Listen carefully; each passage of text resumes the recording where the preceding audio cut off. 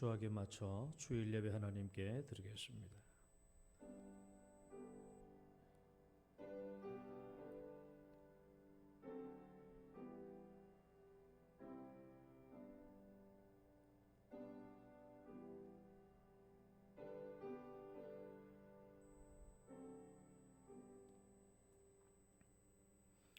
내가 평생토록 여호와께 노래하며 내가 살아있는 동안 내 하나님을 찬양하리로다.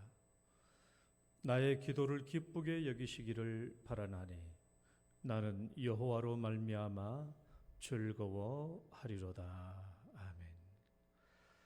사랑과 은혜가 많으신 하나님 아버지, 또 각자 우리 모든 성도님들 추석 명절 잘 지내게 하시고, 오늘은 또 각 가정에서 온라인 예배로 드리게 되었습니다.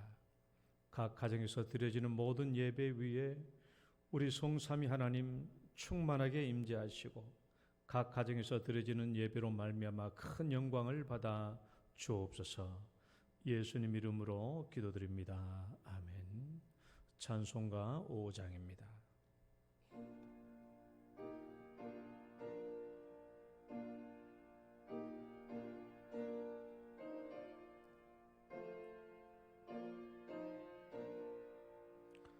이 천지간 만물들아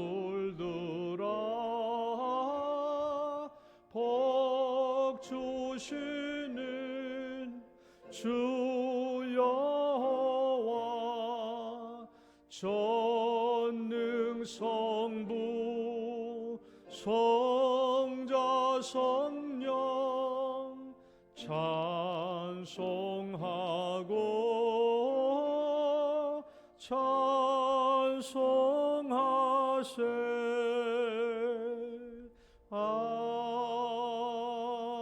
아멘. 신앙 고백 드리겠습니다.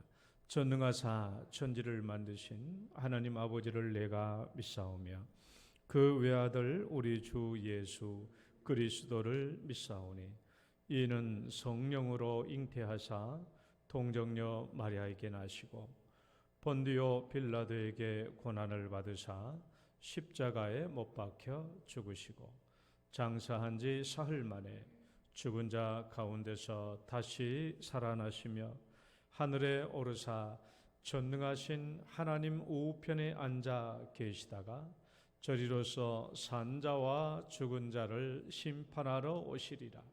성령을 믿사오며 거룩한 공예와 성도가 서로 교통하는 것과 죄를 사하여 주시는 것과 몸이 다시 사는 것과 영원히 사는 것을 믿사옵나이다. 아멘. 교동문 37번입니다. 37번 시편 91편. 지존자의 은밀한 곳에 거주하며 나는 여호와를 향하여 말하기를 그는 나의 피난처요 나의 요새요 내가 의뢰하는 하나님이라 하리니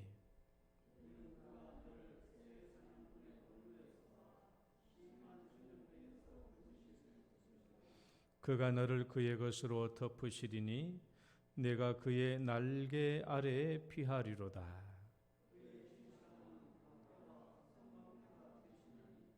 천명이 내 왼쪽에서 만명이 내 오른쪽에서 엎드러지나 그가 너를 위하여 그의 천사들을 명령하사 하나님이 이르시되 그가 나를 사랑한즉 내가 그를 건져리라. 그가 내 이름을 안즉 내가 그를 높이리라. 아멘. 앉으셔서 찬송가 250장입니다.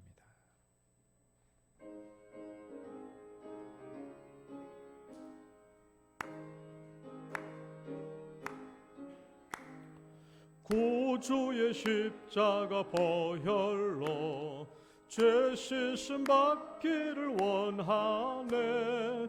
내 죄를 씻으신 주 이름 찬송합시다. 찬송합시다. 찬송합시다.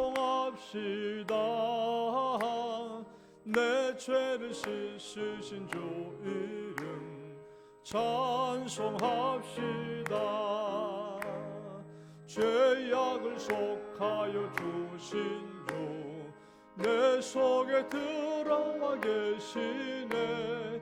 십자가 앞에서 주 이름 찬송합시다. 찬송합시다. 찬송합시다. 내 죄를 씻으신 주 이름 찬송합시다. 주 앞에 흐르는 생명수 날 씻어 정하게 하시네. 내 기쁨 정성을 다하여 찬송합시다. 찬송합시다. 찬송합시다. 내 죄를 씻으신 주 이름 찬송합시다. 내 주께 회개한 영혼은 생명수 가운데 젖었네. 흠없고 순전한 주 이름 찬송합시다. 찬송합시다. 찬송합시다. 내 죄를 씻으신 주 이름 찬송합시다. 아멘. 송국달 장로님 기도 인도하시겠습니다.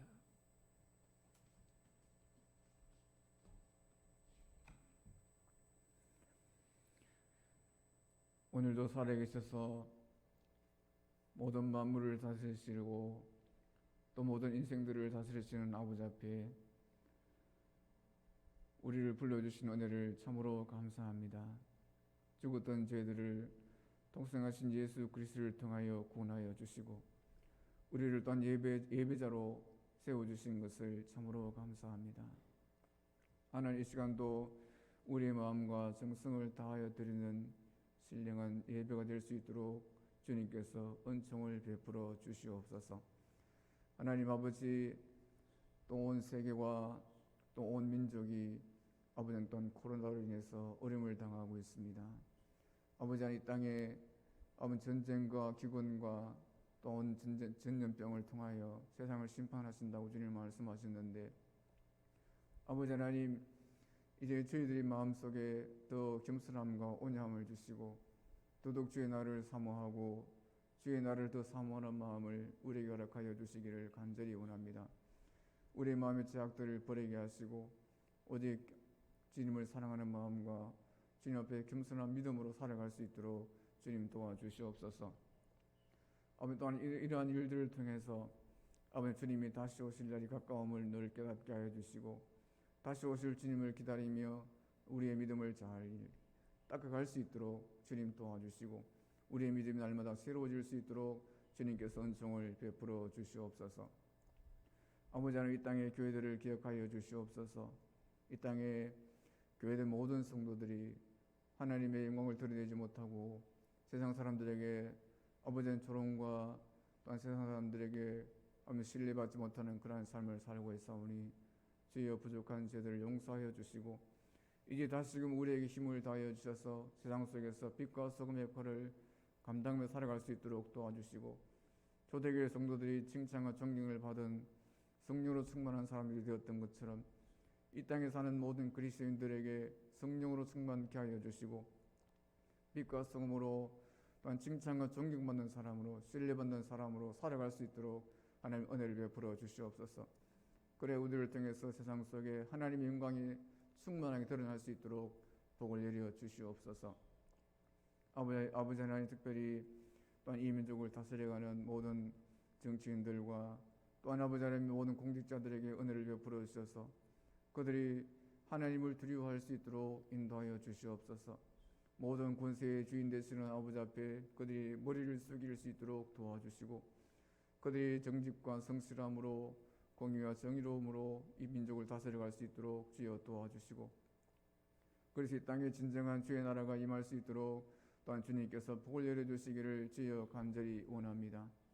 아버지 하나님, 또한 특별히 또한 교회들마다 세워진 아버지 주일학교들이 있습니다. 특별히 교회에 세워진 주일학교, 특별히 우리 영동의 주일학교도 주님께서 은혜를 베풀어 주시기 원합니다. 아버지, 이 아이들이 믿음으로 잘 자라야 하는데 이러한 일을 통해서 이들이 교회를 떠날까 심히 두렵습니다. 하나님, 우리 아이들에게 은혜를 베풀어 주셔서 그들의 마음속에 심어진 예수 그리스도의 씨앗이 아버지 싹이 나고 자라날 수 있도록 열매 맺기까지 자랄 수 있도록 주여 도와주시기를 원합니다. 이들을 위해서 기도하고 또한 수고하는 교육자들과 또한 교사들에게 힘을 다하여 주시고 이들의 수고와 헌신과 눈물을 통해서 우리 아이들 한 사람도 세상 속에서 벗어나지 아니하고 아버지는 오직 하나님의 사람으로 잘 길러져 갈 수 있도록 주님께서 은혜를 베풀어 주시옵소서. 또한 성도의 가정을 기억하여 주옵소서. 아버지, 특별히 성도의 가정에 어려운 일들이 없습니까? 질병을 위해서 아버지 고통을 받고 또한 질병에서 낫기를 원하는 그 연약한 성도들을 기억하여 주셔서 주님 깨끗하게 치료될 수 있도록 주여 도와주시기를 원합니다. 내가 원하오니 깨끗함을 받으라 말씀하여 주시고 일어나라 명령하여 주시고 그들의 믿음으로 일어나서 하나님께 영광 돌리고 찬양하고 뛰기도 하고 걷기도 하며 하나님께 영광 돌릴 수 있도록 주님께서 복을 내려주시기를 원합니다. 또한 성도의 가정에 필요한 것으로 날마다 공급하여 주시옵소서. 필요한 물질도 허락하여 주시고 가정에 평강도 주시고 또한 가정이 날마다 주의 은혜가 넘치도록 주여 도와주시기를 간절히 원합니다. 아버지 하나님, 또한 감사를 드립니다. 또한 성도의 가정을 일일이 기억하여 주셔서 아버지 하나님, 이 코로나 사태 질병 가운데서도 어림이 없도록 지켜주신 것을 감사하며 앞으로도 이 상태가 다 끝나기까지 늘 건강하게 주의 은혜를 날마다 누리며 살아갈 수 있도록 복을 내려 주시기를 원합니다. 아버지 하나님, 특별히 또한 이 어려운 가운데서 수능을 앞두고 있는 우리 자녀들에게 은혜를 베풀어 주옵소서.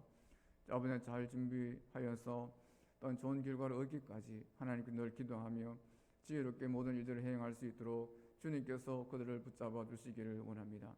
취업을 준비하는 청년들에게 복을 열어주셔서 길을 열어주시고 그래 그들이 하나님 앞 세상 속에서 빛과 소금으로 살아갈 수 있도록 은혜를 베풀어 주시옵소서. 아버지 하나님, 또한 이 시간에도 귀하신 목사님을 또한 세우셨습니다. 목사님에게 은혜를 베풀어 주셔서 이 시간도 전하는 주의 말씀이 아버지 성도들에게 깊은 은혜의 말씀 될 수 있도록 주여 도와주시고 또한 영상을 통하여 이 말씀을 들을지라도 아버지의 말씀이 심정을 찔러 쪼개는 능력이 있도록 주님께서 복을 내려 주시옵소서. 아버지 하나님께서 이 예배 가운데 임재하여 주셔서 영광을 받아주시고 또 우리들에게 예배하신 풍성한 은혜를 허락하여 주실 줄 믿사옵고 예수님의 이름으로 기도하옵나이다. 아멘.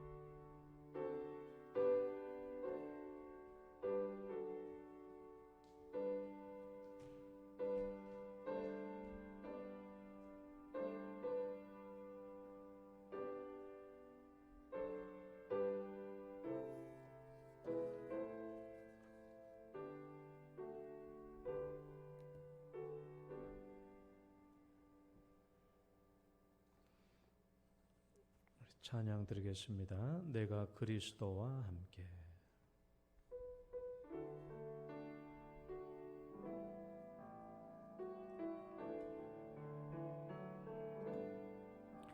내가 그리스도와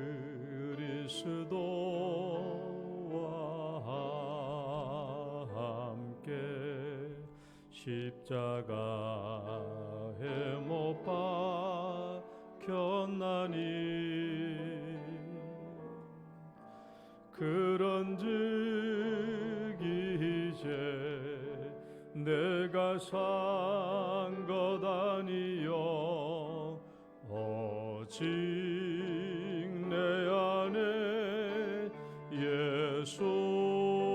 예수께서 사신 것이라. 이제 내 육체 가운데 사는 것은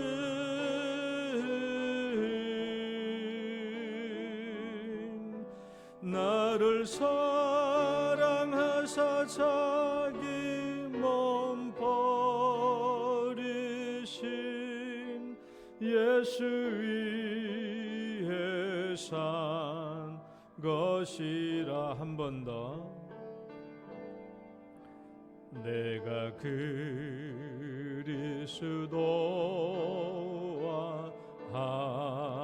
함께 십자가에 못 박혔나니 그런즉 이제 내가 산 것 아니요 오직 내 안에 예수께서 사신 것이라. 이제 내가 육체 가운데 사는 것은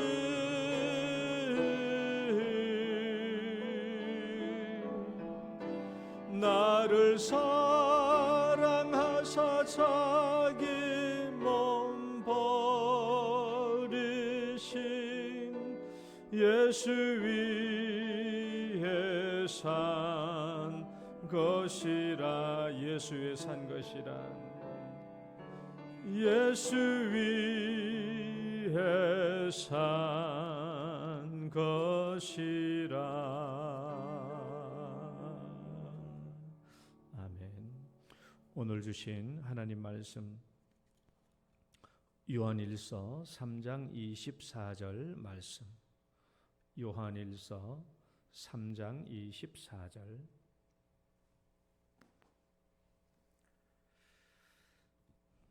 요한일서 3장 24절 다 같이 시작. 그의 계명을 지키는 자는 주 안에 거하고 주는 그의 안에 거하시나니 우리에게 주신 성령으로 말미암아 그가 우리 안에 거하시는 줄을 우리가 아느니라. 아멘. 기도하겠습니다. 하나님 아버지 감사합니다. 또 오늘 주일이 명절 끝날에 함께하게 되어서 또 우리 성도님들 각 가정에서 각 가정 재단에서 예배를 드립니다. 우리가 어디에서 예배를 드리든 이 산도 아니요 저 산도 아니요 우리가 하나님께 진정으로 예배 드리는 그날이 올 것인데 그날에는 신령과 진정으로 예배할 것이니라 하셨습니다. 각 가정에서 드려지는 예배 외에도 우리 하나님께서 축복해 주시고 각 가정들에게 복을 베풀어 주옵소서. 예수님 이름으로 기도드립니다. 아멘. 할렐루야. 옆 사람 축복합니다. 잘 오셨습니다. 주의 이름으로 축복합니다. 우리 명절 잘 지내셨죠? 우리 사랑하는 성도 여러분, 또 각 가정에 계시는 여러분, 또 명절 잘 지내시고 또 가족들끼리 함께 모여서 또 행복한 예배 드리고 있는 줄 믿습니다. 우리 모든 가정에게 하나님의 사랑과 평강과 은총이 함께 하시기를 축원합니다. 우리가 신앙생활이란 제가 여러 번 강조했다시피 예수를 우리의 삶으로 나타내는 것입니다. 내가 아무리 신앙이 좋다고 할지라도 예수를 내 삶으로 나타내는 신앙이 되지 못한다면 온전한 신앙이라고 할 수 없겠죠. 그래서 예수를 삶으로 나타내는 것이 신앙의 본질이고 핵심입니다. 로마서 8장 29절 말씀, 하나님이 미리 아신 자들 함께 읽어봅시다. 시작. 하나님이 미리 아신 자들을 또한 아들의 형상을 본받게 하기 위하여 미리 정하셨으니, 이 말씀은 하나님께서 창세전에 만세전에 우리를 예정하실 때 구원하기로 예정하신 목적이 무엇인가? 아들의 형상을 본받게 하기 위하여 우리를 구원하시기로 작정하셨다라는 것입니다. 그러니까 오늘날 우리는 구원받았다고 한다면 예수님을 우리의 삶으로 나타내는 삶을 살아야 합니다. 우리가 이 문제를 위해서 계속 설교를 하고 있죠. 그래서 이제 지난 주간에 2번에 걸쳐서 각각 질문을 던졌습니다. 첫 번째 질문은 첫째 시간에는 정말 내 안에 예수님이 살아계시는가? 정말 예수님이 내 안에 살아계시는가? 예수님이 내 안에 살아계셔야 내가 예수님을 삶으로 나타낼 수 있기 때문이죠. 그래서 우리는 제일 첫 번째 질문으로 그걸 던졌던 거예요. 정말 예수님이 내 안에 살아계시는가? 이 질문에 대해서 우리는 명확한 대답을 내릴 수 있어야 되죠. 예수님이 내 안에 살아계시는 유일한 길, 첫 번째 길이 바로 믿음으로 예수님을 온전히 영접하는 것이라고 했습니다. 예수님을 온전히 영접하는 것. 예수님을 내 안에 온전히 영접하면 예수님이 통째로 이 예수님의 인격이 통째로 내 안에 들어오시고 예수님이 내 안에 살아 계실 수 있다라고 제가 첫 번째 시간에 얘기했습니다. 그러면 예수님이 내 안에 살아 계실 수 있어요.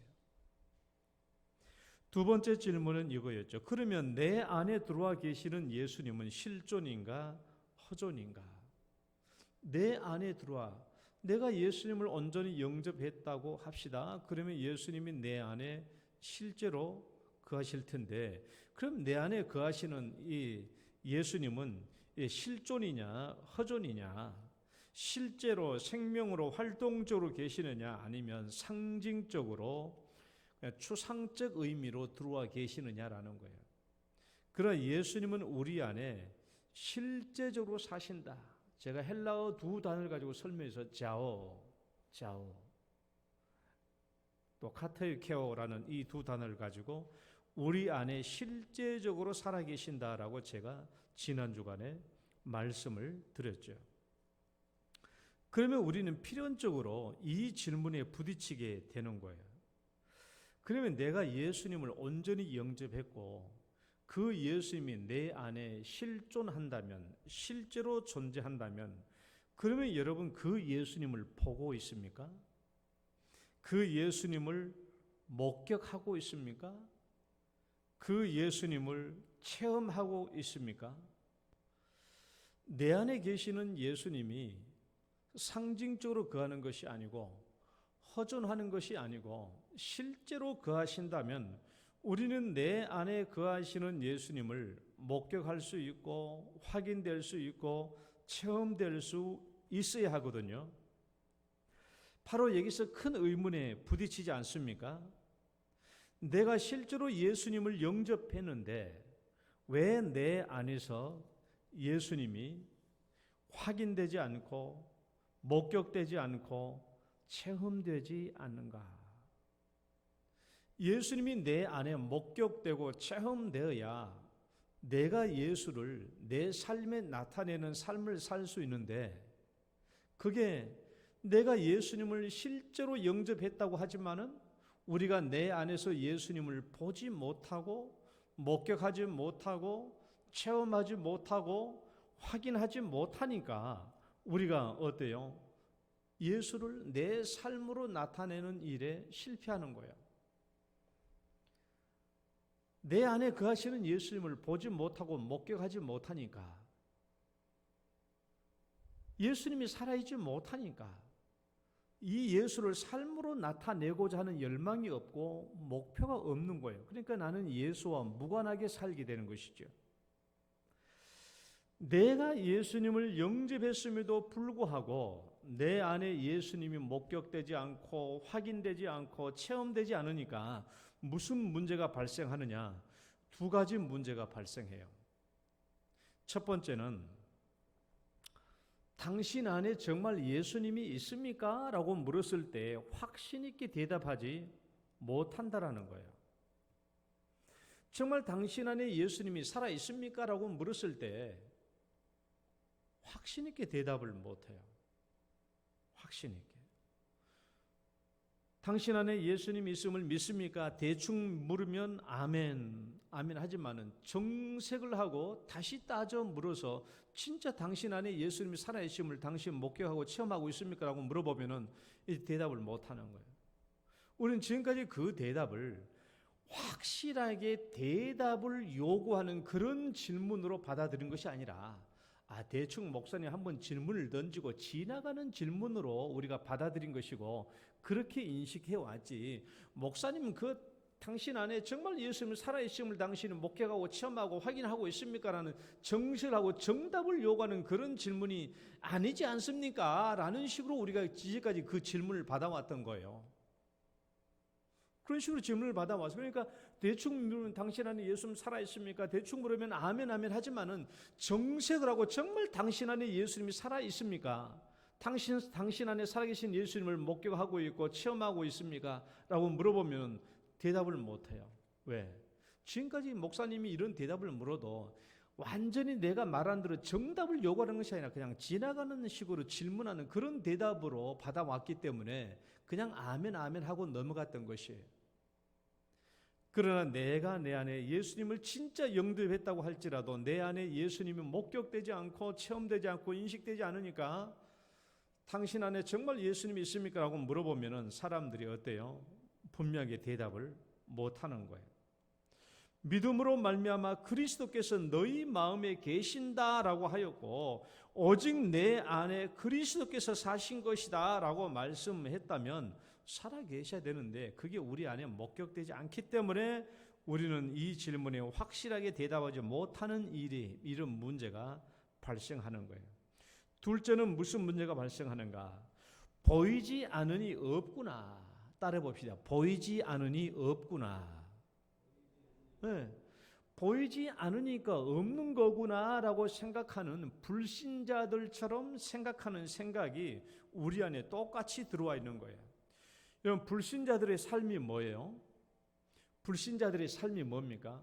하나님이 눈에 안 보이니 없다고 생각하고 없는 것처럼 생활하는 것이 불신자들의 삶이에요. 우리가 아무리 하나님이 있다고 할지라도 자기 눈에 하나님이 안 보이니까 없다고 생각하고 자기 마음대로 사는 거예요. 이게 불신자들의 삶이에요. 그럼 신자들의 삶은 뭐예요? 하나님이 눈이 안 보여도 하나님이 있음을 믿고 하나님이 나를 보고 있음을 믿고 악한 일을 하지 않고 주님의 뜻대로 사는 것이 신자의 삶이죠. 그런데 자기 안에 내 안에 예수님이 목격되지 않고 내 안에 예수님이 살아계심이 분명히 보이지 않으니까 아이고 예수님이 없구나. 예수님의 무관심해지고 예수님에게 관계가 없어지고 내 삶이 예수님과 무관한 삶을 살게 되는 거야. 안 보이니 없네. 아니 내 가슴에 내 마음속에 예수님이 안 보이니까 없구나. 이거 불신자들하고 똑같은 생각이거든요. 안 보이니까 없구나. 그러니까 없는 것처럼 사는 거예요. 내 안에 예수가 사신다고. 내 안에 예수가 사신다고. 내 안에 사는 것은 예수다. 내 안에 예수가 사신다고 그렇게 성경은 얘기해도 내 안에 안 보이니까 예수님과 관계없는 거예요. 무관하게 사는 거예요, 우리가. 보이지 않으니까 없구나 하고 사는 불신자의 입장으로 돌아가는 이 문제가 발생하고 있는 거예요. 그런데 이제 잘 생각해 봐요. 여러분, 이 두 가지 문제 잘 들여다보세요. 당신 안에 예수님이 있습니까? 확실하게 대답을 못해요. 또 내 안에 예수님이 보이지 않으니까 없는 거구나라고 생각하고 그렇게 살아요. 이 두 가지 문제를 잘 생각해 보시라고. 이 두 가지 문제가 예수님을 진짜 영접한 사람도 이런 문제가 발생하고 예수님을 영접했다고 할지라도 온전하게 영접하지 않는 허전, 상징적으로 추상적으로 영접하고 있는 사람들도 당연히 이런 문제에 부딪혀요. 당연히. 상징적으로 영접한 사람들은 당연히 이런 문제에 부딪히지만은 우리가 예수님을 진짜 영접했다고 할지라도 이런 똑같은 문제에 부딪히는 거예요. 그러니까 교회 안에서는 예수님을 진짜 영접한 사람이나 예수님을 상징적으로 영접한 사람이나 다 똑같이 이 문제에 부딪혀 있다라는 거예요. 동일한 문제에 부딪혀 있다라는 것입니다. 이 두 가지 문제. 예수님이 내 안에 살아계심을 확신하지 못하는 문제, 내 안에 예수님이 안 보이니 없는 모양으로 하고 생각하는 문제, 이것은 예수님을 진짜 영접한 사람도 이런 문제에 부딪혀 있고 상징적으로 영접한 사람은 당연히 이런 문제에 부딪혀 있고요. 그러니까 제가 이것을 뭐라고 표현했냐 그러면 현재 한국 교회가 당면한 커다란 혼돈의 산이다. 혼돈의 산. 여러분 영적인 측면에서 한번 잘 생각해 봐요. 저는 이걸 많이 생각해 봤어요. 왜 한국 교회 성도들이 사회로부터 좋은 말을 듣지 못하고 비판과 지탄을 받게 되는가? 잘 생각해 봐요. 저는 한국 교회와 한국 성도들이 이 커다란 혼돈의 산 밑에 모여 있다고 생각해요. 무슨 말인가 하면은 예수님을 영접했다고 하는 사람들도 내 안에 예수가 살아계심을 확신하지 못하고 있고 예수가 안 보이니 없구나라고 생각하고 예수와 무관하게 살고 있고 상징적으로 예수를 영접한 사람, 가짜로 예수를 영접한 사람 더더욱 그렇고 그러니까 교회 안에 있는 커다란 두 그룹들, 진짜 예수님을 영접했던 사람도 상징적으로 예수를 영접한 사람도 한결같이 지금 요 문제에 부딪혀 있는 거예요. 내 안에 예수가 살아계심을 확신하지 못하고 목격하지 못하고 그러니까 내 안에 예수가 안 보이니까 예수와 무관하게 살게 되고 예수 그리스도를 나타내는 삶을 사는 데 실패하고 있는 거예요. 그러니까 한국교회 대부분의 모든 성도들이 이 문제에 실패하고 있는데 이게 커다란 이 혼돈의 산에 막혀 있는 거예요. 우리가 이 산을 못 넘어가고 있는 겁니다. 이 산을. 그리고 이 산을 못 넘어가고 이 산자락 아래 여기에 정체되어 있는 거예요. 대부분의 한국 교회 그리스도인들이 여기에 정체되어 있습니다. 그리고 하는 말이 다 우리가 똑같은 사람이 살고 있으니까 교회 안에 다 비슷하게 살고 있으니까 아유 그렇게 살아도 괜찮아요. 당신 신앙 문제 없습니다. 괜찮습니다. 당신 신앙 내 신앙도 괜찮고 당신 신앙도 괜찮고 우리 신앙에는 문제가 없습니다. 지금 그렇게 생각하고 살면서 이 커다란 혼돈의 산 아래서 여기에 정체되어 있는 거예요. 그리고 여기서 우리가 드리고 있는 예배는 주일날 와서 교회를 드리고 있는 이 예배는 한마디로 말하면 제가 보기에는 종교 활동에 불과합니다. 종교 활동에 불과하다. 여러분 우리 생각 잘해야 돼요. 내가 주일날 와서 교회 예배 드리니까 나 그때 가면 천국 가겠지. 나 구원 받은 거겠지. 나 주일날 와서 교회 예배 드리니까 구원 받은 거겠지. 천국 가겠지. 아닙니다. 천만의 말씀이죠. 종교 활동으로 구원을 받는 것은 절대 아닙니다. 제가 누차 말씀드린 것처럼 예수님을 만나야 해요. 예수님을 만나야 해요. 예수님을 만나야 합니다. 예수님을 만나야 해요. 많은 사람들이 교회 안에서 예수님을 못 만나고 있어요. 어떤 사람들은 그래요. 기도해가지고 기도 응답받고 또 물질의 복도 받고 하니까 내가 하나님을 만난 게 아니냐? 아닙니다. 제가 여러 번 말했죠. 그 상황적인 만남이지 본질적인 만남이 아닐 수도 있어요. 물론 본질적인 만남 가운데서도 하나님께 복을 받을 수 있지만은 본질적인 만남이 아닌 상황적인 만남 속에서도 얼마든지 하나님께 기도 응답받고 복을 받을 수 있어요. 상황적인 그런 만남을 주신 것은 예수와의 본질적인 만남을 위해서 그렇게 인도해 주시는 거예요. 제가 다음에 시간 있으면 어떤 목사님의 사모님의 간증을 제가 얘기해 드릴게요. 그분은 내가 예배를 드리는데 목사님 저는 예배를 드리는데 즐겁거든요. 기쁘거든요. 그럼 이거 구원받은 게 아닙니까? 아닙니다. 여러분 조직신학 책을 보세요. 보통 사람들도 일반인들도 교회 와서 예배 드리면 평안함과 기쁨을 누리는 사람이 70% 이상은 돼요. 전혀 예수 안 믿는 사람도 교회 와서 예배드리고 찬송드리면 마음이 즐겁고 평안함을 누리는 사람이 70% 이상 그 정도 느낀다고, 통계치로. 반드시 예수를 영접해야만 그런 기쁨이 있는 게 아니에요. 일반인도 얼마든지 종교 활동에 참여하면 평안함과 기쁨을 누립니다. 그러니까 내가 교회 와서 가만히 예배 드린다고 해가지고 구원받는 것은 아니라는 것을 잘 생각하셔야 돼요. 그래서 우리의 신앙의 과제는 뭐냐? 저는 이제 이 설교를 하는 목적이 그겁니다. 예수 그리스도를 나타내는 삶인데, 우리의 신앙 과제는 이 혼돈의 산을 넘어야 돼요. 이 혼돈의 산을 넘는 것입니다. 우리가 예수 그리스도를 나타내는 삶에 실패하고 있는데, 이 혼돈의 산 아래서 정체되고 있는데, 이 혼돈의 산을 넘어야 되는 거예요. 이 혼돈의 산을 넘어야 내가 예수 그리스도에게 관심을 갖고, 내가 날마다 예수 그리스도를 나타내는 삶에 관심을 가지고 살 수 있어요. 그런 삶을 살아야 이 세상에 있는 사람들이 뭐라고 그래요? 우리 기독교인들을, 야, 정말 멋진 사람들이다, 정말 그리스도인들은 이 세상에 필요하다라고 말할 수 있는 그런 날이 올 수 있는 것이죠. 지금까지는 뭐예요? 이 커다란 혼돈의 산을 넘지 못하고 요 밑에 정체되어 있기 때문에 교회를 다닌다고 하긴 하지만은 결정적인 순간에는 예수님 말씀을 따르지 않습니다. 예수님을 나타내지 않습니다. 내가 이득을 봐야 될 것이냐, 내가 이득을 봐야 될 것이냐, 아니면 이것을 포기할 것이냐, 상대방에게 줄 것이냐, 내가 이득을 볼 것이냐 하는 이 결정적인 순간에는 내가 이 이득을 포기하지 못하고 상대방에게 주지 못하고 내가 취해버리는 것이죠. 결정적인 순간에. 그러니까 평소에는 나 예수 믿어, 그렇게 얘기하다가도 결정적인 순간에는 예수를 나타내지 못해요. 여러분, 이것은 불신자들도 다 똑같이 합니다. 불신자들도 보면 다 사람들 좋아요.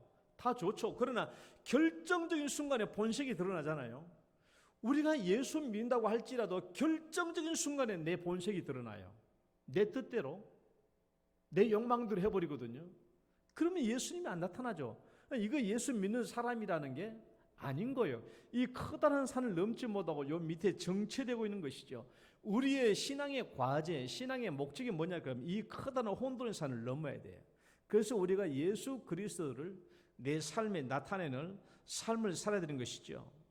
그래서 이제 우리가 반드시 짚고 넘어가야 할 문제가 뭐냐? 내 안에 계시는 예수님을 목격하고 확인하는 문제예요. 우리가 그랬잖아요. 내 안에 살아계신 예수님을 보지 못하고 목격하지 못하고 확인하지 못하니까, 예수님이 내 안에 살아계심을 모르니까, 확인되지 않으니까 예수님에게 관심이 없고 예수님과 관계없이 살아가는 거예요. 그러니까 우리가 반드시 짚고 넘어가야 될 문제는 내 안에 예수님이 살아계시느냐 하는 것을 목격하고 확인하는 문제예요. 이게 아주 신앙에 중요해요. 이걸 확인해야 우리가 혼돈의 산을 넘어갈 수 있거든요. 그래서 이 세 번째 문제는 반드시 던져져야 되는 거예요. 이 세 번째 질문, 내 안에 실존하신 예수는 감각적으로 존재하시는가, 비감각적으로 존재하는가? 내 안에, 우리가 그랬잖아요. 내가 예수님을 영접했어요. 자, 내가 예수님을 영접했습니다. 그래서 내 안에 예수님이 허존이 아니라 내 안에 예수님이 실존하십니다. 그러면 내 안에 실존하신 예수님은 감각적으로 존재하는가, 비감각적으로 존재하는가 하는 문제예요.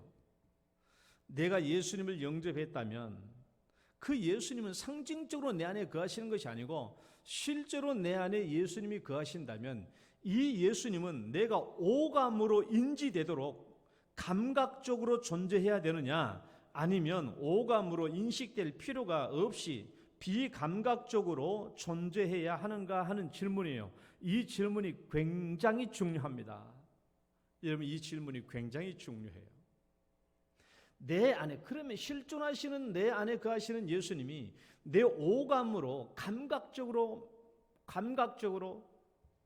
만져지든지, 눈으로 보이든지, 귀로 들리든지, 냄새로 맡아지든지, 음성으로 들려지든지, 감각적으로 이 예수님이 내 안에 만져지고 체험되어져야 되느냐, 아니면은 오감으로 인식되어지지 않아도 되는 것이냐라는 거예요. 이걸 반드시 우리가 해결하고 넘어가야 할 문제입니다. 우리는 지금까지 내 안에 예수님이 오감으로 확인되지 않거든요. 그렇잖아요. 내 안에 거하시는 예수님이 살아있다고 하지만은 오감으로, 시각으로, 청각으로, 후각으로, 촉각으로 우리가 오감으로 인식되지 않으니까 내 안에 예수님이 살아있음을 사람들이 모르는 거예요. 그러니까 내 안에 예수님이 없는 것처럼 생각하고 예수님에게 관심이 없이 그냥 예수님과 무관하게 살아가고 있다라는 거예요. 이 문제에 부딪히고 있는데 이제 이 문제를 풀어가야 되는 거예요.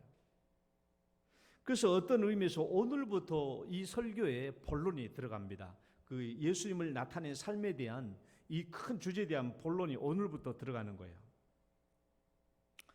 예수님이 내 안에 감각적으로 내가 느껴질 수 있고 체험될 수 있어야 되는가 하는 그 문제예요. 그러면 이제 우리가 생각해 봐요. 예수님이 우리 안에 살아계신다라고 성경은 누차 얘기하고 있는데, 그러면 이 예수님은 우리 안에 어떤 모습으로 거하시는가? 어떤 모습으로 거하시는가? 요한복음 15장 4절 말씀부터 몇 개의 성경 구절을 같이 한번 읽어봅시다. 내 안에 거하라. 시작. 내 안에 거하라. 나도 너희 안에 거하리라.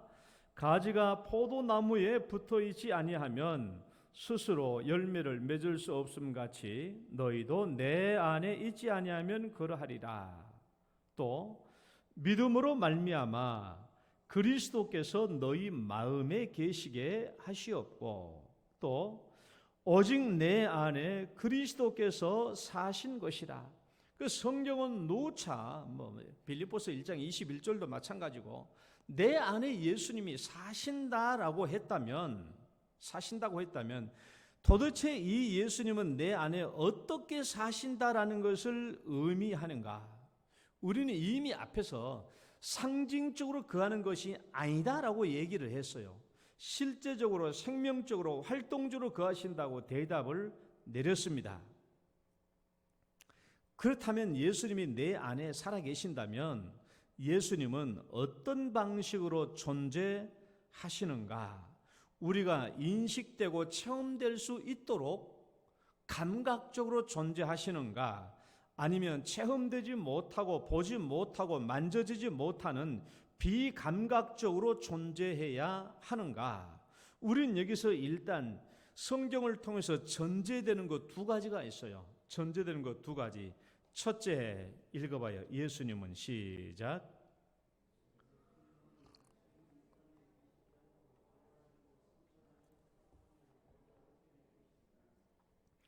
예수님이 내 안에 어떻게 살아계시는가라는 이 말씀에 해답을 내리기 위해서 두 가지 전제가 이미 성경에 내려져 있는데, 첫 번째, 예수님은 이 땅에 없어요. 인성을 지니신 예수님, 육체를 지니신 예수님은 이미 하늘에 승천하셔서 하늘 보좌 우편에 앉아 계신다. 사도행전 1장 9절 11절 말씀, 그다음 히브리서 12장 2절 말씀, 우리 히브리서 12장 2절 말씀만 한번 읽어봅시다. 믿음의 주요 시작. 믿음의 주요 또 온전하게 하시는 이인 예수를 바라보자. 그는 그 앞에 있는 기쁨을 위하여 십자가를 참으사 부끄러움을 게으시 아니하시더니 하나님 보좌 우편에 앉으셨느니라. 우리 사도행전 1장 보면은 이미 승천하셨잖아요. 육체적으로 예수님이 이미 하나님 보좌 우편에 가 계셔요. 승천하셔서. 그러니까 이 땅에서 예수님은 볼 수 없어요. 이 땅에서 예수님의 육체를 보고 싶어하는 신앙은 온전한 신앙, 정상적인 신앙은 좋은 신앙은 결코 아닙니다. 예수님은 하나님 보좌 우편에서 지금 지상을 통치하고 있기 때문에 그래요. 그러니까 예수님을 육체적으로 보려고 하는 것은 잘못된 신앙입니다. 둘째, 뭐가 전제되어 있냐? 둘째, 읽어봐요. 예수를 시작. 예수를 믿는 믿음은 예수의 육체를 보는 것으로 이루어지지 않는다는 사실이에요. 우리가 예수님을 믿는 것은 예수님을 육체로 보는 것으로 믿음이 얻어지는 것이 아니라는 것입니다. 왜? 요한복음 20장 29절 예수께서 이르시되 시작. 예수께서 이르시되 너는 나를 본고로 믿느냐? 보지 않고 믿는 자들은 복이 있도다. 여러분, 예수님이 부활하신 예수님이 도마에게 하신 말씀이거든요. 다른 제자들이 부활하신 예수님을 만났다 해도 도마는 내가 보기 전에는 나 못 믿는다 했어요. 그래서 예수님이 이 말씀하신 거거든요. 도마에게 너는 나를 본고로 믿느냐? 보지 못하고 믿는 자들은 복이 있도다. 이제 부활하신 예수님이 곧 승천하실 텐데 예수님을 보아야만 믿을 수 있다면 도대체 나중에 예수님이 승천하시고 난 뒤에 누가 예수님을 믿을 수 있겠습니까? 그러니까 예수님을 눈으로 봄으로써 믿을 수 있는 게 아니라는 거예요. 믿음은 예수님을 보는 거로 믿는 것이 아니라 보지 않고 믿는 것이 믿음이고, 이제 예수님 승천하신 이후로 우리에게 주어진 믿음은 예수님을 보지 않고 믿어지는 믿음을 우리에게 말하는 거예요. 그러니까 오늘날 우리가 살고 있는 이 시대의 믿음은 예수님을 눈으로 볼 수도 없고 보아서도 안 되고 오감으로 체험될 수 없는 것입니다. 그렇다면 예수님은 도대체 어떻게 우리 안에 사시겠다는 것인가? 어떻게 우리 안에 거하시겠다는 것인가? 자, 요한계시록 3장 20절 말씀 볼지어다. 시작. 볼지어다 내가 문 밖에 서서 두드리노니 누구든지 내 음성을 듣고 문을 열면 내가 그에게로 들어가 그와 더불어 먹고 그는 나와 더불어 먹으리라.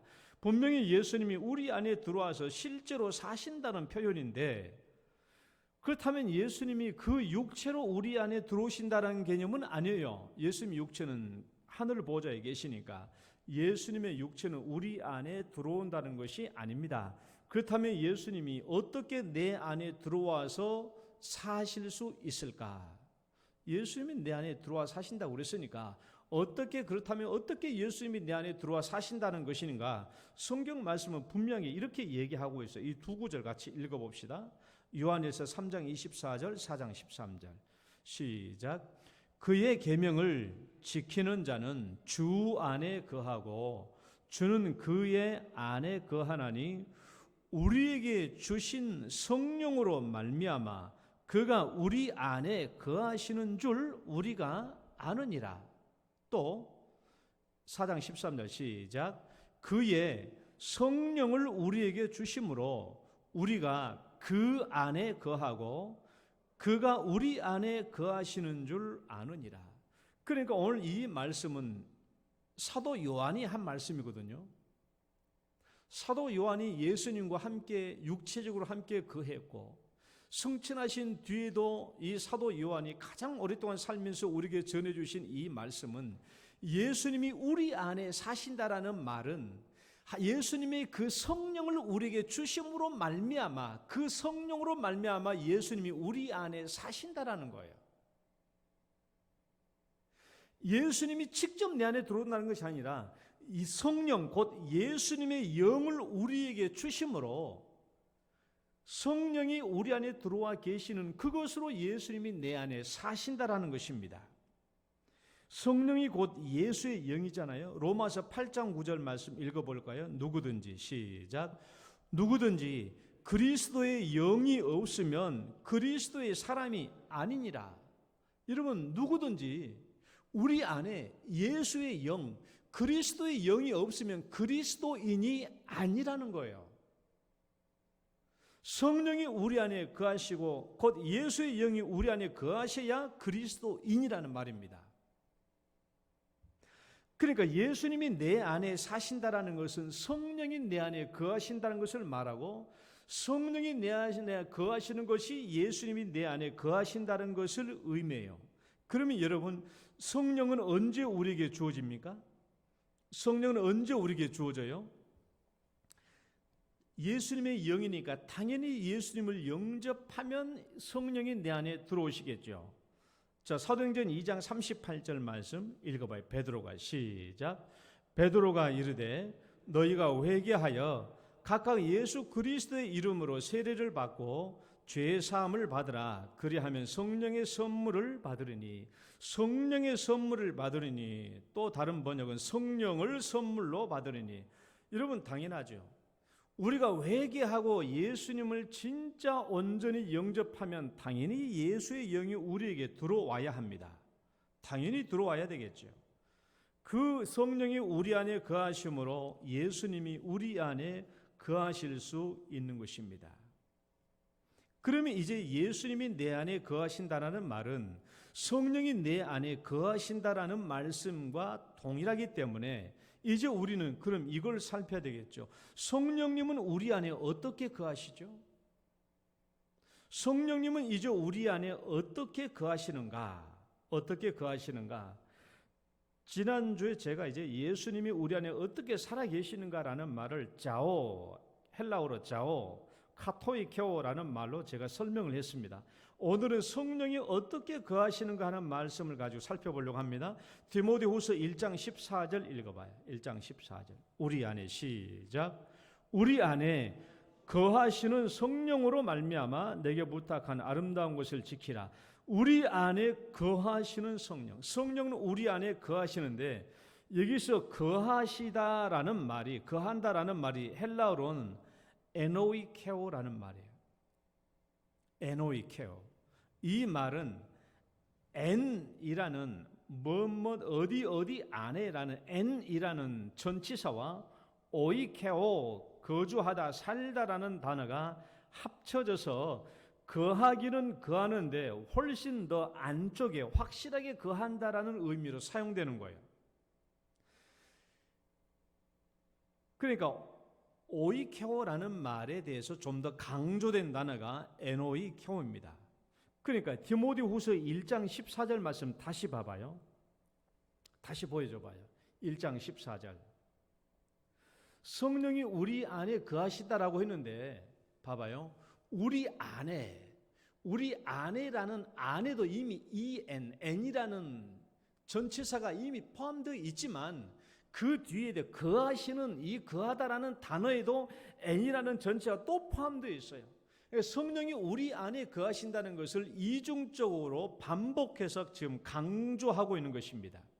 제가 이 에노이케오라는 이 단어를 통해서 성령이 우리 안에 어떻게 거하시는지를 제가 세 가지 의미로 살펴볼 테니까 잘 들어봐요. 에노이케오 또는 오이케오. 이 말이 성령이 우리 안에 거하신다라고 했을 때 이 오이케오라는 단어를 사용했는데 이 단어가 어떻게 사용되느냐 하는 것을 보면은 성령이 우리 안에 어떻게 거하신다라는 것인지를 우리가 알 수 있어요. 자, 첫 번째 성령님은 한번 읽어봅니다. 시작.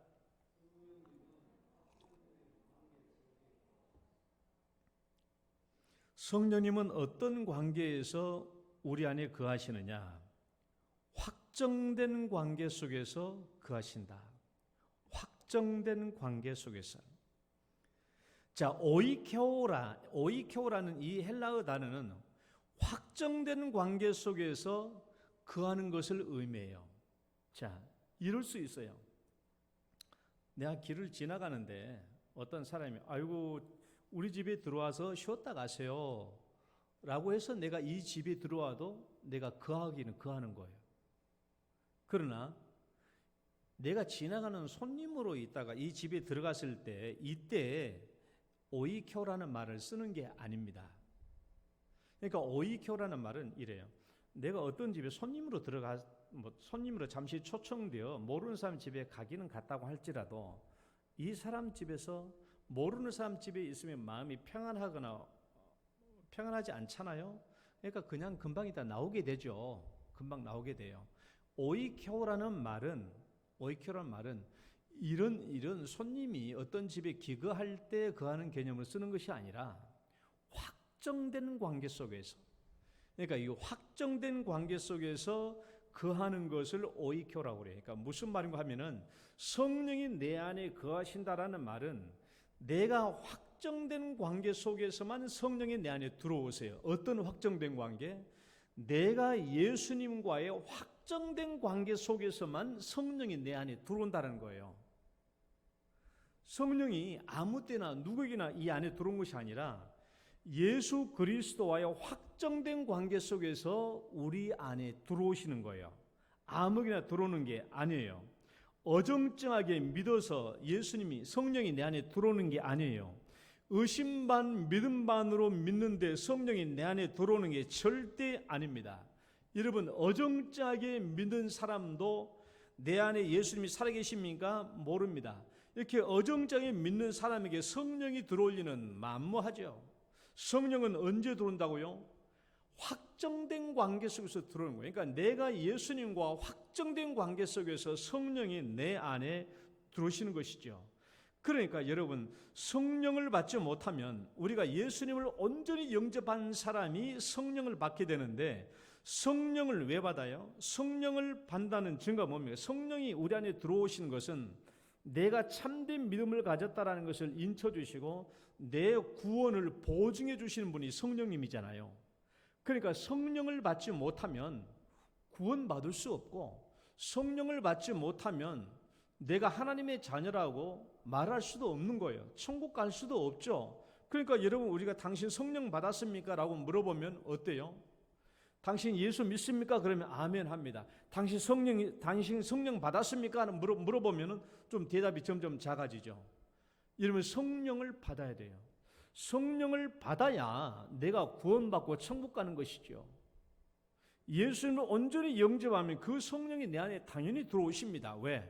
성령은 나와 예수님과의 확정된 관계 속에서 들어오시기 때문에 그래요. 여러분, 제가 예수 영접을 뭐라고 그랬어요?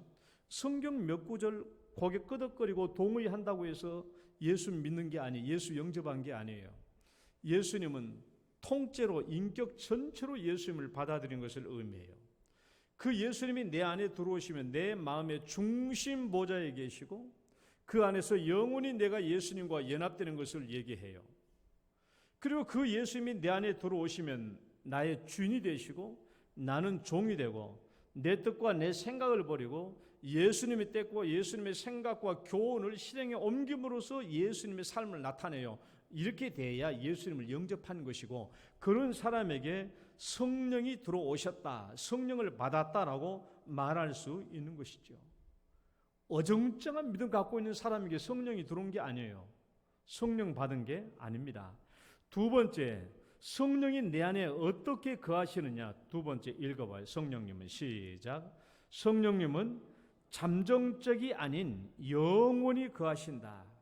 성령님은 내 안에 언제까지 계십니까?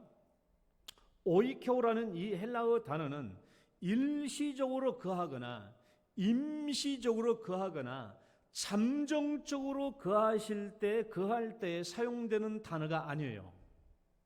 그러니까 오이케오라는 이 단어는 그냥 일시적으로 거처하는 것, 임시적으로 거처하는 것, 잠정적으로 거처할 때 이 단어를 쓰는 게 아니에요. 이 오이케오라는 단어는 영원히 거할 때 이 단어를 쓰는 것입니다. 당연하지 않겠어요? 예수님과의 관계가 확정되었다면 그 성령님은 내 안에 영원히 거하셔야 되겠죠.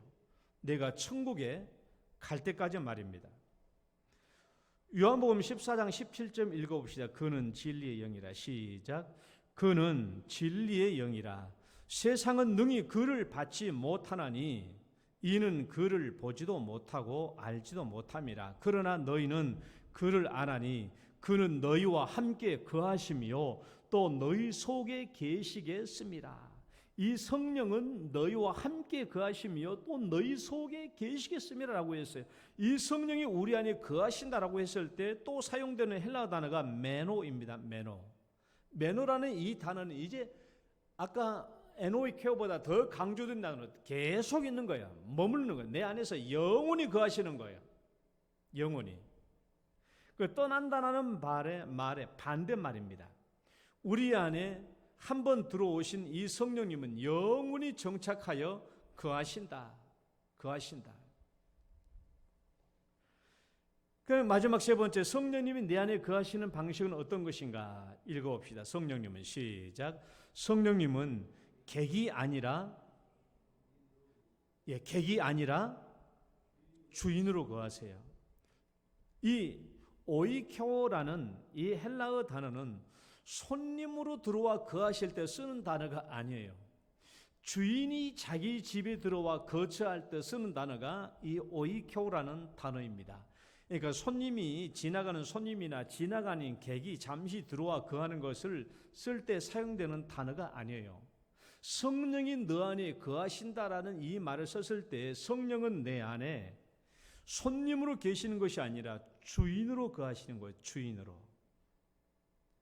성령님께서 그러니까 우리 안에 거하신다라는 것은 첫 번째, 어정쩡한 관계 속에서 믿음 반 의심 반일 때 들어오는 것이 아니라 확정된 관계 속에서 우리 안에 거하시고, 두 번째, 성령님은 일시적, 임시적, 잠정적으로 거하는 것이 아니라 영구히 우리 안에 거하시는 것이고, 세 번째, 성령님은 우리 안에 들어와 계시는데 손님이나 객으로 들어와신 것이 아니라 완전히 우리의 주인으로 들어와 계신다라는 거예요. 우리가 손님이나 객으로 들어와 있다면 그 존재와 활동 영역이 굉장히 제한되어 있잖아요. 아니, 어느 손님이 남의 집에 들어가가지고 막 이러쿵저러쿵 따지고 뭐 할 수 있겠어요? 못하죠. 손님으로 들어가면은 그 사람이 남의 집에서 활동 반경에 제한을 받습니다. 그러나 주인은 어때요? 자기 집이니까 능동적이고 주도적으로 모든 일을 행하실 수 있죠. 예수님을 우리 중심 보좌에 모시고 예수님이 주인이 되었고 우리는 종이 되었다고 그랬잖아요. 그렇다면 이 성령님 역시 우리 안에 들어와서 우리의 주인이 되는 게 분명합니다. 우린 종이 돼야 되죠. 그래서 성령이 내 안에 들어오시면 내 안에 인생의 주도권을 쥐고 예수님의 뜻을 행할 수 있도록 내 인생을 주도하고 자기의 뜻대로 내 인생을 이끌어 나가실 것입니다. 실제로 사도행전 16장 6절로 7절 말씀 한번 봐요. 성령이 시작. 성령이 아시아에서 말씀을 전하지 못하게 하시거늘 그들이 부르기아와 갈라디아 땅으로 다녀가 무시아 앞에 이르러 비두니아로 가고자 애쓰되 예수의 영이 허락하지 아니하시는지라. 처음에는 성령이라고 했다가 두 번째는 예수의 영이라고 말했죠. 그러니까 성령이나 예수의 영은 같은 말이에요. 이 말씀을 잘 보십시오. 사도 바울과 디모데가 2차 전도 여행을 시작했는데 이 전도 여행의 길을 막으시기도 하고 허락하시기도 하는 주도적 역할을 하고 계시는 분이 누구냐? 성령이죠, 성령이. 사도 바울의 인생과 디모데의 인생을 주도적으로 역사하시고 능동적으로 역사하시는 분은 성령이에요. 내가 아니에요.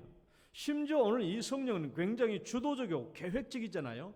더 이상 아시아에서 복음을 전하지 못하게 하시고 어디로 갈 수 있도록 유럽으로 건너갈 수 있도록 지금 길을 그렇게 인도하시고 그렇게 계획하고 있지 않습니까? 내 안에 거하시는 성령도 마찬가지예요. 오늘날 내 안에 거하시는 성령도 마찬가지입니다. 내 인생을 계획하시고 내 인생을 주도하시고 내 인생을 계획하시기도 하고 내 인생을 이끌어 가시는 분이 성령님이에요. 그러니까 성령님이 내 안에 어떻게 거하신다고요? 믿음 반 의심 반일 때 들어오는 게 아니에요. 예수님과 확정된 관계 속에 있을 때 성령이 내 안에 들어오시는 거예요. 성령은 잠시 일시적으로 임시적으로 잠정적으로 들어와 있는 게 아니에요. 성령님은 내 안에 영구적으로 거하시는 분입니다. 또한 성령님은 내 안에 손님이나 객으로 들어오시는 게 아니에요. 주인으로 오시는 거예요. 주인으로. 내 안에 성령은 그렇게 거하시는 거예요. 그렇게. 예수님이 내 안에 살아계신다라고 했을 때 예수님의 육체가 거하시는 것이 아니라 성령이 내 안에 거하심으로 예수님이 내 안에 거하신다라고 지금 성경은 계속 얘기하고 있는 것입니다. 그러니까 이제 이 질문이 이렇게 받게 되는 거예요. 내가 아까 질문에 그랬죠. 예수님을 영접했으면, 그래서 예수님이 영접해 그 예수님이 실존으로 거하신다면, 그렇죠? 그래서 내 안에 실존으로 거하시는 예수님은 우리가 확인될 수 있도록 감각적으로 계시는가 아니면 비감각적으로 계시는가라는 이 질문은 이제 뭘로 바뀌어야 돼요? 내 안에 거하시는 성령님은 감각적으로 존재하시는가 비감각적으로 존재하시는가에 대한 이 질문으로 바뀌어져야 돼요. 그러면 이제 이 질문을 생각해 봐요. 우리 안에 거하시는 성령님은 감각적으로 느껴져야 됩니까? 아니면 비감각적으로 존재해야 됩니까? 우리 안에 거하시는 성령. 감각적으로 오감으로 인식되는 감각적으로 존재됩니까? 아니면 비감각적으로 존재됩니까? 성령이니까 예수의 영이에요, 영. 영이니까 내 안에 감각적으로 우리가 인식되어야 됩니까? 아니면 비감각적으로 존재됩니까? 이게 이 질문을 풀어나가야 돼요. 이 질문을 내가 신학적인 문제이기도 하지만 내가 이 질문을 풀어나가는 궁극적인 목적은 뭐냐 그러면 내 삶 속에서 예수님을 나타내게 하는 삶으로 우리가 함께 걸어가기 위해서 제가 이 질문을 던지고 이끌어가는 겁니다. 제가 과거에 실패하고 잘못했고 혼돈의 산 아래 머물러 있다가 이 문제들을 내가 극복하게 되었을 때 내가 여기에 문제가 있었구나. 나뿐 아니라 한국교회 대부분의 성도 지금 여기에 넘어져 있구나 하는 것을 내가 알았기 때문에 이 문제를 풀어가려고 하는 거예요. 여러분, 우리 안에 거하시는 성령은 영이십니다. 영은 그러면 우리가 실제로 존재할 수 있도록 그 느낌, 성령을 우리가 인식할 수 있어야 돼요. 인식할 수 있는 감각적으로 존재됩니까? 아니면 영이니까 우리가 인식될 수 있는 비감각적으로 존재됩니까? 오감으로 느껴져야 됩니까? 오감으로 느낄 수 없어야 됩니까? 제가 이것만 내가 숙제로 내고 마칠게요. 제가 늘 종종 제가 이제 간증을 듣다 보면은 무당하다가 기독교인으로 이렇게 돌아온 사람들이 간증이 많이 나오잖아요. 새롭게 하셔서 보면은 그럼 그분들이 자기 안에 이제 신내림 받아가지고 귀신이 들어왔잖아요. 귀신이 들어오고 난 뒤에 나중에 예수 믿어서 귀신 쫓아내고 이제 예수를 믿었어요. 그러면 여러분, 그 사람들이 귀신도 영이잖아요. 그 귀신의 영이 자기들 안에 거하는 것을 이 사람들이 알아요, 몰라요? 무당들이? 알아요, 몰라요? 몰라요? 알죠? 귀신 받은 사람들이 왜 몰라요? 자기 귀신 받은 걸 다 아는데. 그럼 여러분, 우리가 성령 받은 것을 우리가 알아야 돼요, 몰라야 돼요? 일주일 때 한번 고민하고 생각하고 오십시오. 여기서부터 우리가 중요한 본론으로 들어가는 문제입니다. 그래서 여러분, 우리가 신앙생활, 성령이 내 안에 거하신다고 할 때 너무나 추상적으로 생각지 마시고 이 성령님은 내 안에 주인으로 거하시고 내 인생을 주도하시는 분이시다 생각하시고, 나는 내가 내 마음대로 내 인생을 주도하고 살았는데 그럼 내 성령이 내 안에 거하시는 게 맞나를 생각해 보시고, 내가 성령을 받았음에도 불구하고 내가 내 마음대로 살았다면 이건 도대체 어떤 삶인가 한번 일주일 동안 곰곰이 생각해 보시고 내가 어떤 신앙의 모습이 되어야 될 것인가 하는 것을 생각하심으로 온전한 그리스도의 삶으로 날마다 나갈 수 있는 우리들의 신앙 되시기를 축원합니다. 하나님 감사합니다. 오늘도 저희들이 하나님의 말씀을 또 보았습니다. 하나님이여, 성령이 내 안에 거하심으로 예수님이 내 안에 살아계신다고 했습니다. 성령이 거하시는 방식을 통해서 성령님이 내 안에 영구히 거하고 예수님과의 확정된 관계 속에서 거하고 내 안에 주인으로 거하심으로 내 인생의 앞길을 주도하시고 또 역사하시는 분이 성령이라고 하셨습니다. 내 안에 거하시는 성령의 귀를 기울이시고 성령의 인도하심을 따라 살아가는 저희들 되게 하여 주옵소서. 예수님 이름으로 기도드립니다. 아멘. 찬송가 162장입니다.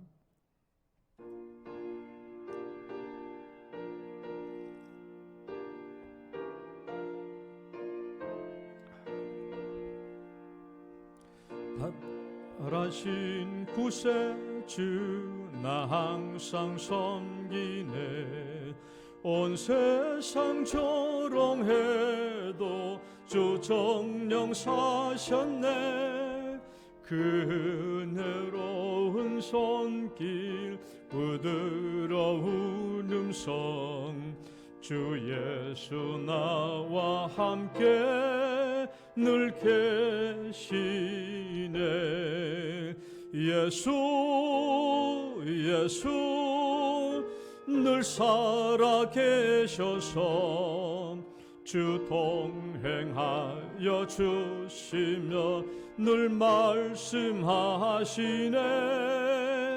예수 내 구세주 예수 내 맘에 살아계시네. 늘 살아계시네. 온 세상 살펴보니 주 사랑 알겠네. 내 마음이 아플 때도 주 사랑 알겠네.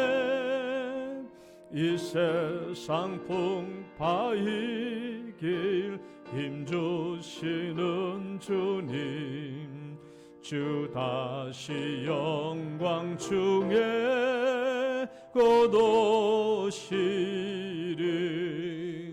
예수 예수 늘 살아 계셔서 주 동행하여 계시며 늘 말씀하시네. 예수 예수 내 구세주 예수, 내 마음에 살아 계시네. 늘 살아 계시네. 주 믿는 성도들아 다 기쁜 노래로 주 예수 우리 왕 께다 찬양 드리세. 이 세상 소망이여 참 친구 되시는 주 예수 영원토록 찬양하세. 예수 예수 늘 살아 계셔서 주 동행하여 주시며 늘 말씀하시네. 예수 예수 내 구세주 예수, 내 마음에 살아 계시네. 늘 살아 계시네. 아멘. 하나님 아버지 감사합니다. 오늘도 저희들 또 주 앞에 예배 드리게 하옵시고, 또 주님께 이 귀한 또 예물과 또 기쁨으로 이 모든 것 주 앞에 드리게 해주심을 감사합니다. 11조의 예물로 주 앞에 드립니다. 감사와 영광으로 드립니다. 주의 백성들의 귀한 열매가 되게 하여 주옵소서. 주님의 은총에 감사하오니 늘 주님께서도 우리를 눈동자처럼 지켜 보호해 주시고 각 가정마다 기도의 제목들을 돌보아 주시고 축복해 주시고 형통케 하여 주옵소서. 하나님 감사 예물 드립니다. 감사 제목마다 주님 축복해 주시고 또 특별한 기도 제목으로 드린 예물마다 기도 응답해 주셔서 주님께 영광 돌리게 하여 주옵소서. 성교 구제 예물 주일 예배 헌금을 주 앞에 드립니다. 드린 모든 헌금마다 하나님 그 제목에 합당하게 주의 영광이 나타나게 하여 주옵소서. 하나님 가정 재단에 곱게 드려진 예물 외에도 주님 기뻐 받으시고 각 가정마다 하나님 넘치도록 은총과 축복을 베풀어 주옵소서. 가정마다 드리는 기도의 제목들 아시지요? 자녀들의 취업과 또 자녀들의 또 대입 수능과 하나님 이 모든 여러 가지 기도의 제목들 아시는 대로 주님의 온 가족들을 축복해 주시고 인도하여 주옵소서. 연약한 육체로 고생하고 계시는 우리 사랑하는 성도들 위에도 동행해 주시며 하나님의 그들 늘 마음을 평안케 해 주시옵소서. 회복될 육체는 깨끗하게 회복시켜 주시옵소서. 감사하고 예수님 이름으로 기도드립니다. 아멘.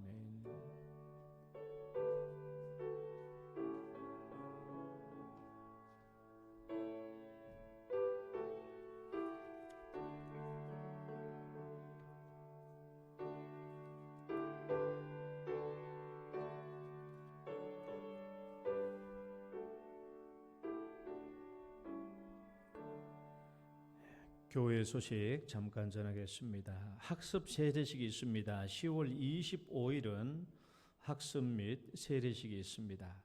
자세한 내용은 목회 스페셜날 참조하시고 우리 세례자, 유아 세례자 대상, 학습자 대상은 강정혜 성도님, 권여경, 우희자, 임매자, 또 정종숙, 현영분, 또 세례자 대상은 권무진, 김운현, 김임곤, 이지윤, 홍지민, 유아세례, 권유경.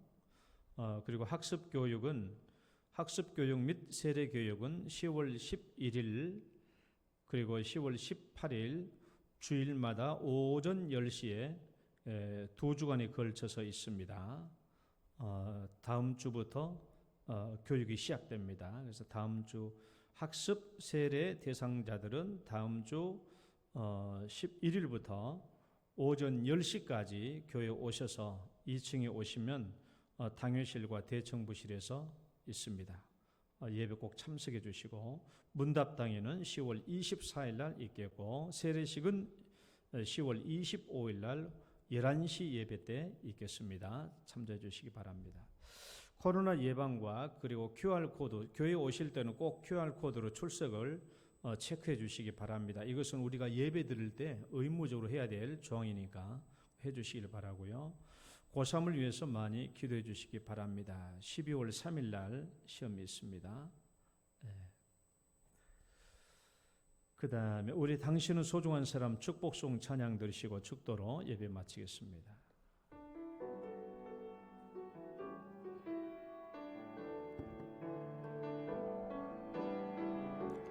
당신은 소중한 사람, 당신은 존귀한 사람,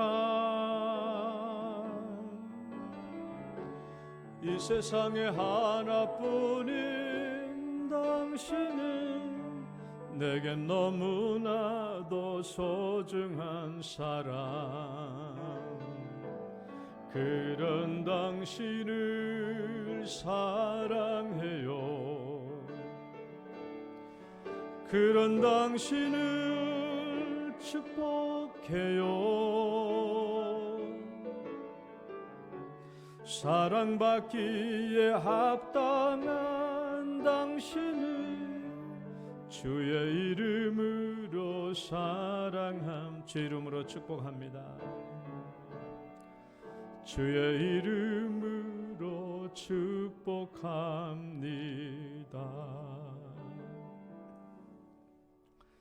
이제는 우리를 죄악 가운데서 구원해 주신 우리 구주 예수 그리스도의 은혜와 하나님 아버지의 극진하신 사랑과 성령님의 교통하심이 예수를 영접함으로 우리에게 성령 주시되 예수님과의 확정된 관계 속에서 임하시고 영원히 거하시고 우리 안에 주인으로 거하시는 성령의 역사를 힘입어 예수 그리스도를 우리 삶에 나타내기를 소원하는 성도들 위해 이제로부터 영원토록 함께 있을지어다.